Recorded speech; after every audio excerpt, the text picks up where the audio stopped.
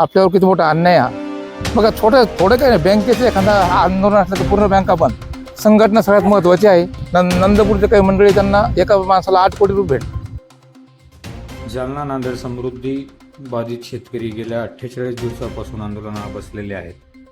अद्याप देखील जमिनींना योग्य भाव देण्यासाठी काही हालचाली झालेल्या नसल्याने आज सर्व संत महंत मंडळी ही शेतकऱ्यांच्या भेटीला आली होते.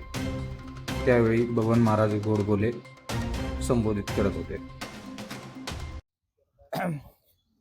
आता याचं कसं आहे की कोणती एखादी गोष्ट बघा तुम्ही घ्या, इतकी मंडळी जमा होतात, खरं म्हणजे किती मोठी गोष्ट आहे आधी.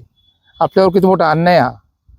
एका गुंठ्याचे करोडो रुपये कुठे भेटतात आणि त्याच्याकरता आपण मंडळीच नाहीत. अगोदर आमचं कोल्हे महाराजांचं बोलणं झालं, ते महाराज मंडळीच येत नाही म्हणे.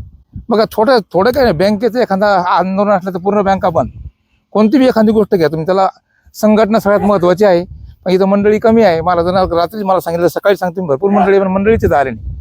ही युनियन सगळ्यात महत्त्वाची महाराज, हे असणं अत्यंत गरजेचं आहे. आणि किती अन्याय आहे बघा ना. मला त्यांनी सांगितलं की आम्ही अतिशय खर्च करून काही गोष्टी उभे केल्या, 40 लाख 50 लाख. आता नंदपूरचे काही मंडळी त्यांना एका माणसाला 8 कोटी रुपये भेटले. कल्पना केली नसेल त्यानं की असे पैसे त्याला भेटणार.